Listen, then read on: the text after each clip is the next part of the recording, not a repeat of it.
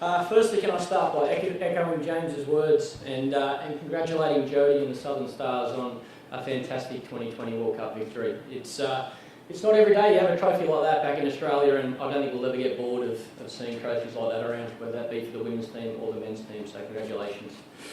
Guys, thanks for coming today, ladies and gentlemen. I guess for me and for the Australian cricket team, men's team, it's a really exciting 12 to 15 months ahead.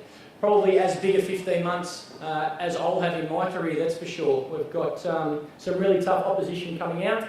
South Africa, the #1 test team. I guess arrives in Australia very soon, and I know all the boys are looking forward to that first test match on the 9th of November. So we have 3 test matches against them. Sri Lanka in a test series, Sri Lanka in one-dayers, West Indies in one-dayers. Then we head to India, which is obviously always a tough series over there. We've got Test cricket over there, followed by Champions Trophy, and then of course the Ashes away and the Ashes at home. So a very exciting 15 months ahead, and I can guarantee you it certainly won't be from lack of work ethic that lets this Australian cricket team down.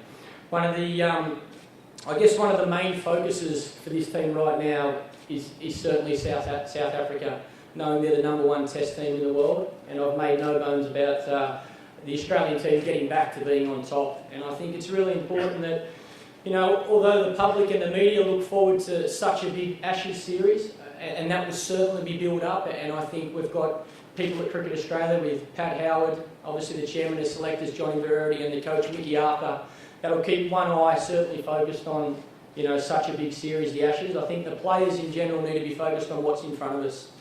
I think, like I say, South Africa are as good a team as there is in the world. They're not only strong with the ball, but they've got a lot of batting.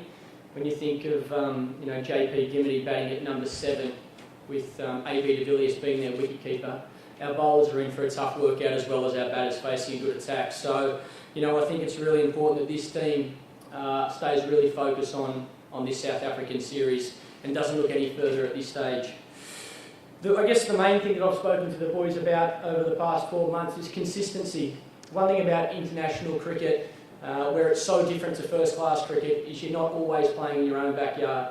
The comfort of, playing in front of your family and friends on wickets that you're so used to in conditions that you love being a part of, especially when the sun's shining like this, is one part of international cricket. But the other side is obviously touring the world, living in places that you've never been before for a lot of the guys, and we're going to have that chance to go to India at the end of the Australian summer in playing conditions that, like I say, guys, a lot of guys haven't played Test cricket there before. So I think it's really exciting for this young team. I think we've started really well. Last summer was a fantastic achievement against India, and I know all the guys will be really keen to continue to build that momentum through. But as I say, the consistency that comes with representing Australia on and off the field is what's going to hold us in good stead going forward throughout the next 15 months.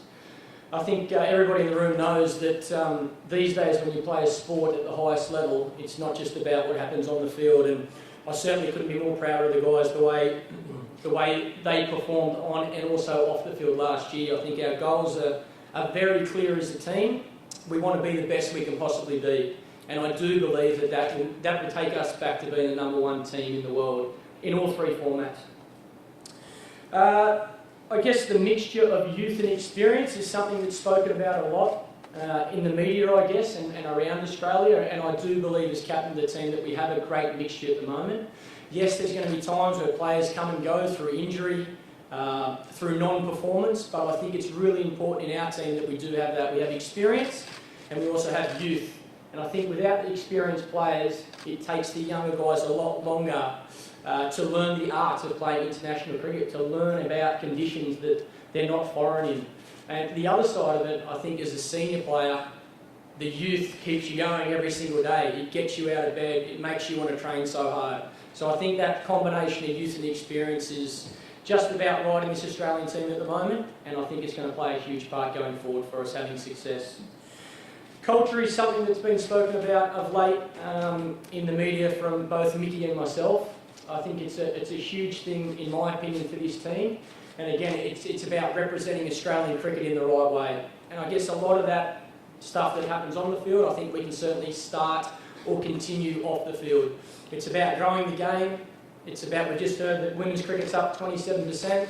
We need to do the same with the men's side as well. And I think your behaviours, not only on the field but off the field, will represent this Australian team in the right way. And like I say, I certainly couldn't be prouder of the way the boys have done it over the past 12 months. And I guess through my career over the last 10 years, I think the Australian team has always played the game in the right spirit, hard but fair. But I think we've always respected the fact that what comes with representing Australia is also what you do off the field and making sure you're living your life in the right way. After playing, I guess, a couple of first-class games this season and a couple of club games on the weekend, I think it's really important that we continue to build the depth in first-class cricket and the guys playing for their states continue to have success. There's no doubt that, unfortunately, in this game, you're not always at the top of your sport and injuries occur. So there's going to be opportunities through the next 12 to 15 months for guys to get an opportunity. And what we want in this team is guys to be performing at state level so they can walk straight into the Australian team, be full of confidence and hopefully perform. And again, this is where I think the experienced players will play a big part as mentors in helping these young guys come through, which again is already happening in this Australian team. To me, another topic I guess that I've spoken to Mickey Arthur about recently and we'll continue to talk about, one of our core goals and values in this team is learning about the history of our game.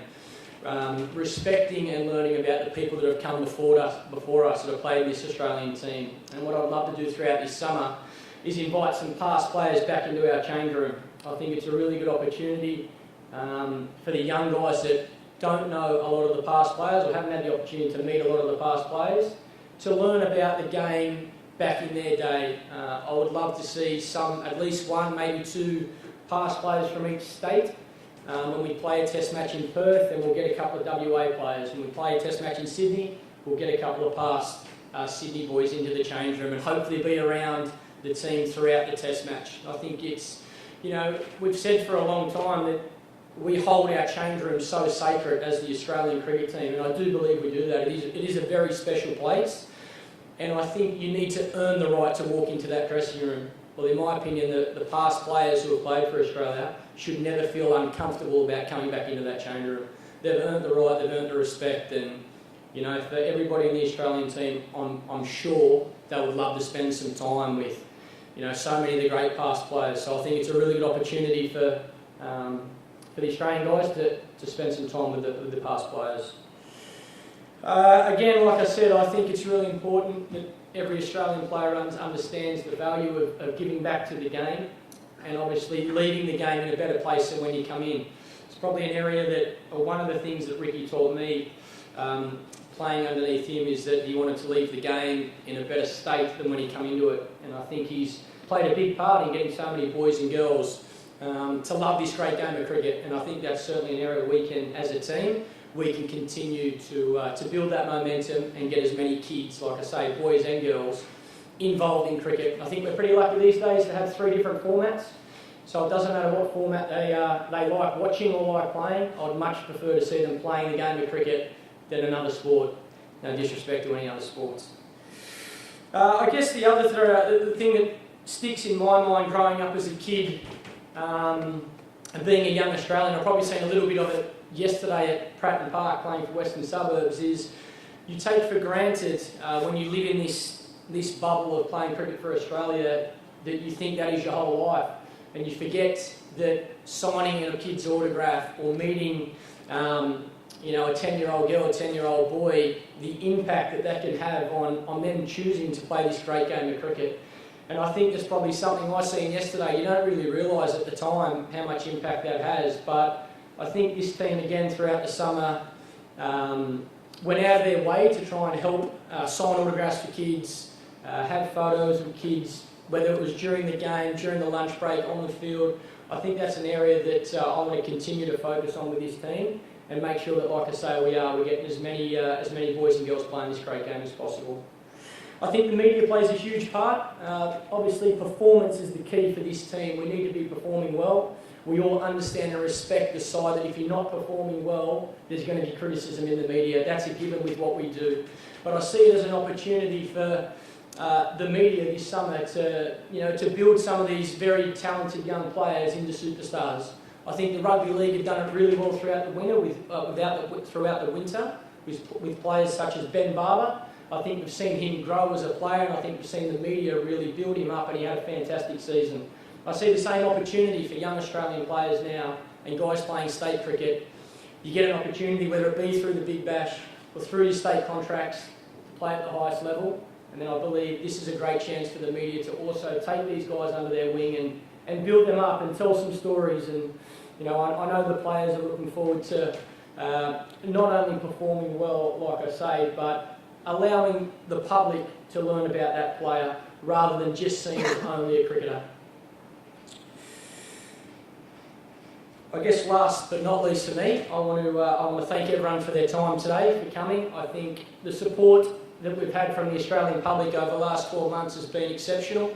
The players do respect it. The commentators play a huge part of that. Every time we play cricket, it's someone's opinion that dictates, whether the public's going to like a certain player or not. And I think that the commentators we've had from both Channel 9 and Foxtel, whether it be Big Bash or Test and One Day cricket, I think has been outstanding, and I really hope that continues. Enjoy the rest of your day. Thank you.